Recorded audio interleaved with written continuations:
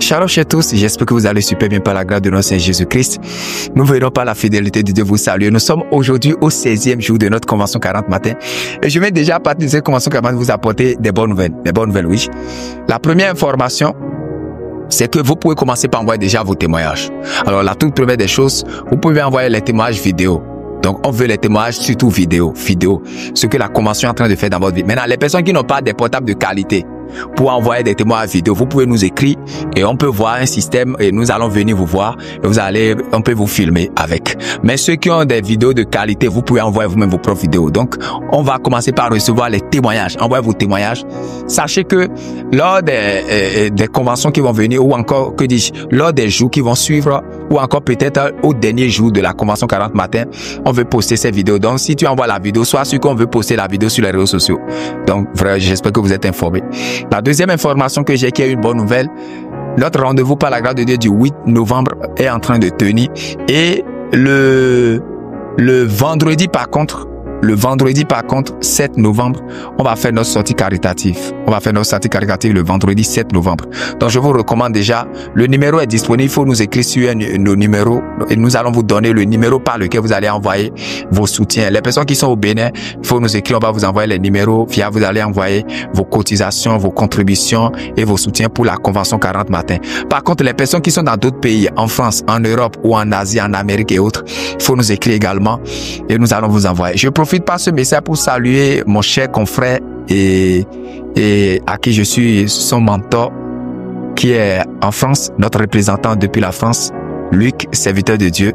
Que Dieu te bénisse abondamment de la part de Dieu. Je salue également mon fils qui est depuis la Côte d'Ivoire, Merveille. Pasteur Merveille, que Dieu te bénisse abondamment.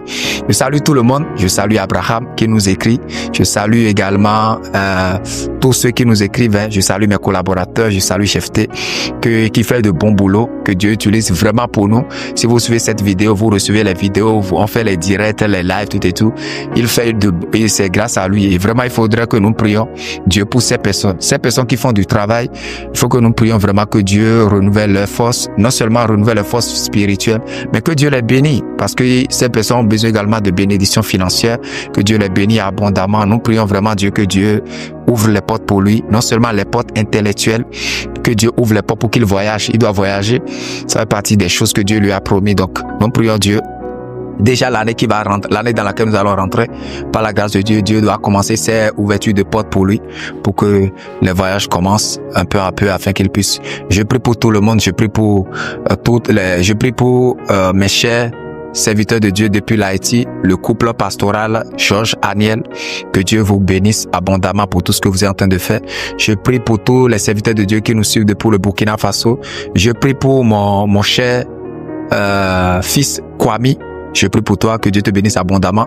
Je prie pour mon cher fils Lucien Tomerosso. Voilà, que Dieu te bénisse abondamment. J'espère que tu vas super bien et que le ministère évolue de ton côté. Alors, je prie pour vous tous. Je ne sais pas, aujourd'hui, je suis venu particulièrement prier pour tout le monde. C'est pas parce que je n'appelle pas ton nom que je ne prie pas pour toi. Je prie pour tout le monde. Voilà, je prie pour vous tous parce que je vous aime beaucoup. Je salue mon cher Arnaud. Je salue tout le monde. Voilà, vous tous, je vous salue. Je salue Jeanne.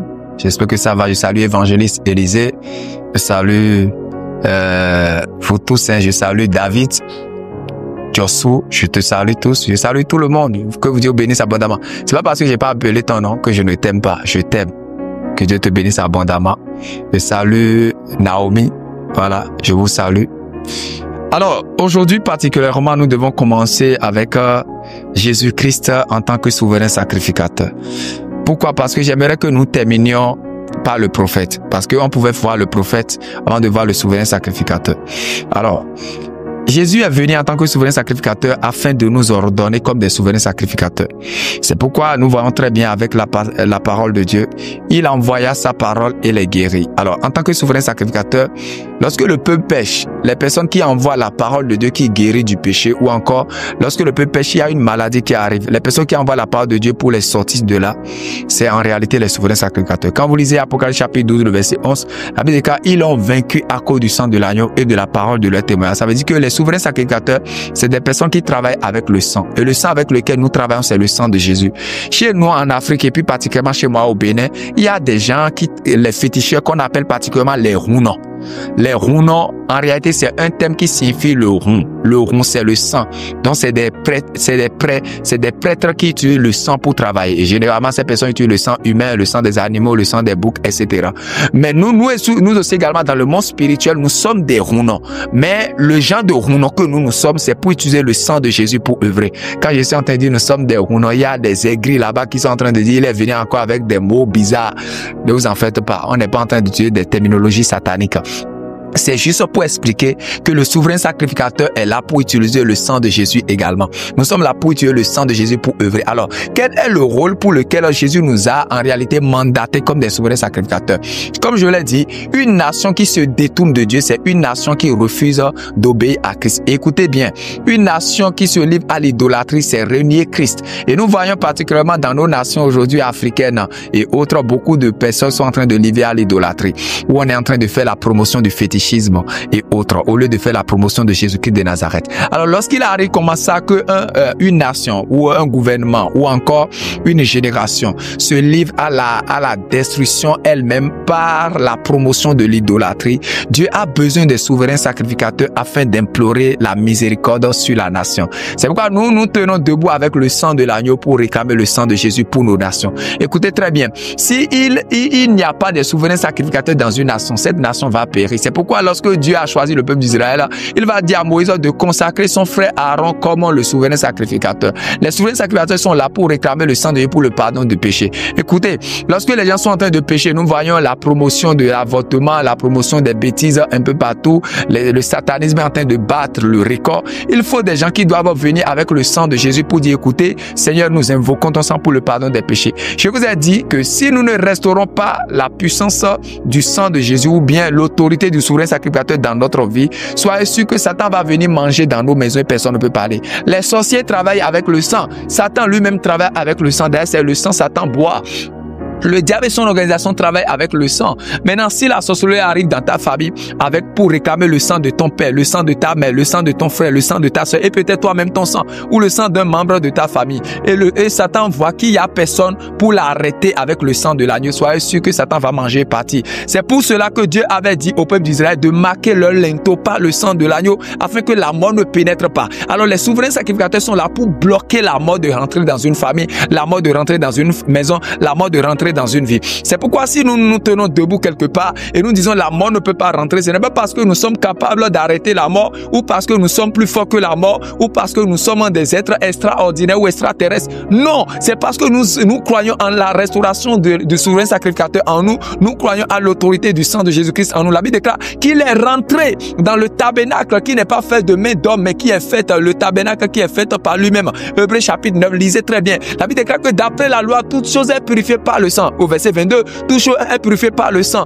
Et sans effusion du sang, il n'y a pas pardon du péché. C'est-à-dire que lorsque nous nous présentons avec le sang de Jésus-Christ, même si quelqu'un devrait mourir, nous disons Seigneur, parce que ton sang a effusé pour cette personne. Pardonne-lui ses péchés et que cette personne revienne à la vie, t'accepte dans sa vie comme Seigneur sauveur personne avant de mourir. Si les souverains sacrificateurs manquent à une nation, il n'y aura plus de salut pour cette nation. Parce que lorsque les gens sont en train de pécher, la colère de Dieu va venir. Et il faut les souverains sacrificateurs pour présenter le sang de Jésus devant le trône de Dieu. Nous travaillons avec le sang de Jésus. Le souverain sacrificateur est là pour travailler avec le sang de Jésus afin de bloquer la mort de pénétrer. Ainsi donc, la mort ne peut plus avoir d'espoir. La mort ne peut plus avoir de force. La mort ne peut plus avoir d'autorité si nous avons les souverains sacrificateurs dans nos nations. Ce qui manque à notre nation, c'est les gens qui ont restauré la divinité de Christ par le souverain sacrificateur en eux. Donc, il devrait avoir le réveil. S'il n'y a pas le réveil, c'est parce qu'il n'y a pas le souverain sacrificateur. Les fétiches sont en train d'avoir d'ampleur. Les vaudous sont en train d'avoir de puissance parce que les souverains sacrificateurs sont au chômage. Parce que lorsque les gens élèvent le sang des animaux, le sang des boucs, et nous levons le sang de Jésus-Christ. Le sang de Jésus-Christ, la Bible déclare, crie plus fort que le sang d'Abel le juste. Et si le sang crie plus fort que le sang d'Abel qui criait vengeance, c'est-à-dire que le sang de Jésus-Christ est capable de crier plus fort que le sang des boucs que les fétiches reçoivent. Les fétiches qui ont de bouche mais qui ne parlent pas. Qui ont d'oreilles mais n'entendent pas. N'avez-vous pas lu l'histoire qui a eu lieu entre le prophète Élie et les prophètes de Baal? Il a versé le sang. Il a dit maintenant, Dieu d'Abraham, d'Isaac, de Jacob, fais que l'on sache que tu es Seigneur. Lorsque nous allons revenir sur le ministère prophétique de Jésus par la restauration de Christ, vous allez comprendre c'est quoi un prophète. Le prophète, c'est ceux qui sont capables de défier les satanistes. On va revenir sur ça. Souverain sacrificateur. Un souverain sacrificateur, c'est être représentant de Dieu avec le sang de l'agneau. C'est se tenir pour bloquer la mort de frapper une famille. C'est se tenir debout pour dire la mort ne peut pas frapper ma famille. Un souverain sacrificateur dans une église peut empêcher la mort de tuer quelqu'un dans l'église. Si dans nos églises aujourd'hui le diacre meurt, demain, après-demain c'est l'ancien qui meurt, l'autre jour c'est autre diacre qui meurt, au jour c'est autre ancien qui meurt, au jour c'est autre femme qui meurt, et nous avons la mort prématurée dans nos églises. C'est parce que les gens ont refusé de jouer leur rôle de souverain sacrificateur. C'est parce que les gens ont refusé d'être les vrais sacrificateurs. Bien-aimé de Dieu, en tant que souverain sacrificateur, notre rôle c'est d'empêcher la mort de rentrer, de circuler n'importe où, n'importe comment. Si quelqu'un va, nous sommes dans la fin de l'année est en train d'aller. Les gens, actuellement, Satan est en train de faire le bilan avec son armée. Et on a déjà assigné à chacun de tuer les gens. Moi j'ai dit, aucune personne dans ma famille ne mourra. Satan ne peut pas tuer dans ma famille. À moins que Dieu même a décidé que la personne va partir. Aucune personne qui est dans mon environnement ne mourra. Aucune. À moins que Dieu m'a dit la personne n'a qu'à venir à la maison. Parce que si c'est Satan qui va prendre, le sang de Jésus n'a pas perdu sa valeur. Les souverains sacrificateurs sont là pour démontrer la valeur du sang de Jésus. Donnons la valeur au sang de Jésus. Nous ne donnons pas la valeur au sang de Jésus. Nous ne donnons pas. Vous voyez les gens aujourd'hui, Ibou crie à gauche, ils disent sang de Jésus et ça ne fait même rien à l'Ibou. C'est parce que nous ne connaissons pas la valeur du sang de Jésus. Nous croyons que le sang de Jésus, c'est comme le sang des moutons, des boucs, des coqs que nous avons tués sur les fétiches de nos familles avant. Vous savez, lorsque nous sommes venus à Christ, nous négligeons même la puissance et l'autorité du sang de Jésus. Le sang de Jésus a plus de valeur que vous ne pensez. On dit le sang de Dieu. Vous savez le sang de Dieu? Le sang de Dieu porte la vertu de Dieu. Le sang de Dieu porte la nature de Dieu. Le sang de Dieu porte les caractères de Dieu. Le sang de Dieu représente Dieu. Le sang de l'agneau. The blood of Jesus. Le sang de Jésus a la capacité de détruire tout sur son passage. C'est pourquoi lorsque le sang de Christ s'écrit quelque part, Satan son âme ne peut pas résister. Tu vas prier là où tu es pour dire Seigneur, je réclame ton sang dans tout mon environnement spirituel et physique. Quand je vais me coucher, je dis je sature mon environnement spirituel fait par le sang de l'agneau. J'assure que Satan ne peut pas rentrer. Quand nous voulons faire un programme de croisade et Satan essaie de montrer des bêtises, je dis, je sature l'environnement spirituel fait de celui par le sang de l'agneau. Je n'ai pas besoin de beaucoup prier. Si je dis, je sature simplement, je sais ce que je dis. Pourquoi? Je me rappelle très bien que simplement avec l'agneau, le peuple d'Israël a fermé la porte à l'ange de mort. Et si maintenant avec le sang de Jésus, Satan peut faire quoi? Si Satan n'a pas pu attaquer le peuple d'Israël simplement avec l'agneau, le sang de l'agneau, c'est maintenant avec le sang de Jésus qu'il peut faire quelque chose. C'est maintenant avec le sang du Christ qu'il peut faire quelque chose. Donc, il est impossible pour quelqu'un de recevoir le pardon sans le sang de l'agneau. C'est pourquoi je me pose la question de savoir toutes les personnes qui ne croient pas au sang de l'agneau, ces personnes reçoivent le pardon par quoi? Parce que c'est simplement le sang de Christ qui a versé qui permet que nous puissions être pardonnés. La Bible déclare, il a effacé là dont les ordonnances nous condamnaient par le sang de l'agneau. Je vous ai expliqué au début de ce programme que c'est le sang de Jésus. On a dit la loi de l'expiation et de la propitiation. Donc le Christ a versé son sang pour nous. Nous avons vu ça. La loi de la substitution, de quelle découle la loi de l'expiation et de la propitiation. Nous avons vu ça. Le sang de l'agneau, c'est la manifestation de Jésus en tant que le Christ et précisément dans sa nature du souverain sacrificateur. Et aujourd'hui, nous sommes ceux qui réconcilient le monde avec Dieu. Paul a dit dans 2 Corinthiens chapitre 5, nous réconcilions le monde avec Dieu. Nous réconcilions le monde avec Dieu. Nous sommes des réconciliateurs.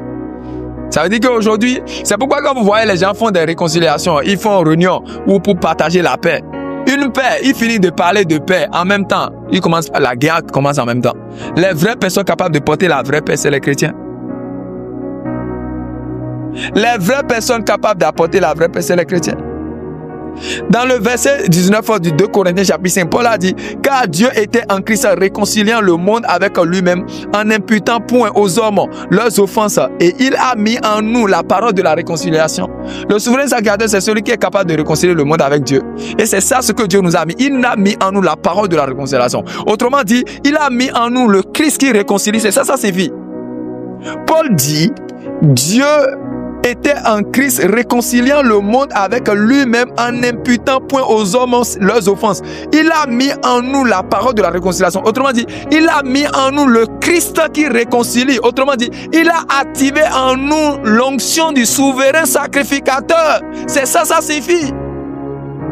Nous ne sommes pas de n'importe qui. Quand je me déploie, c'est le Christ qui réconcilie le monde qui se déploie. Quand je me déplace, c'est le Christ souverain sacrificateur qui se déplace. C'est le Christ qui réconcilie le monde qui se déplace. C'est pourquoi il peut y avoir guerre dans un foyer. Quand je viens, je chasse la guerre disparaît. C'est pourquoi il peut y avoir discorde entre enfants et fils, entre enfants et père, entre mère et fille, entre toute une famille. Je viens, je dis, j'ordonne à l'esprit de discorde, sortez. L'esprit de dispute disparaît, l'esprit de mésentente disparaît, et ces esprits partent. Pourquoi? Je réconcilie le monde avec Dieu. Pourquoi? Le Christ réconciliateur, le Christ souverain sacrificateur est en moi désormais. Dis, tu n'es pas n'importe qui. Alors va et dis, je ne suis pas n'importe qui. Je suis celui qui réconcilie le monde avec Dieu. Je suis un distributeur automatique de la réconciliation de Dieu. Je distribue la paix. Là où il y a la guerre, nous sommes là pour apporter la paix. Écoutez, là où il y a la guerre, nous sommes là pour apporter la paix. La vraie paix, pas la paix que le monde accorde. Une paix où il y a toujours la guerre, là, ce n'est pas cette paix, mais la vraie paix. Que Dieu vous bénisse abondamment. Rendez-vous demain pour continuer ce programme. La paix de Dieu avec vous, la joie de Dieu avec vous. C'est la voix de votre serviteur, pasteur, prophète Chris David Ouahidi Wessou, ex-musulman appelé par Jésus pour être témoin de l'évangile jusqu'aux extrémités de la terre. Je vous ai dit et je le répète, n'oubliez pas de partager le message à au moins 10 personnes pour faire œuvre d'évangéliste et d'évangélisation. Shalom.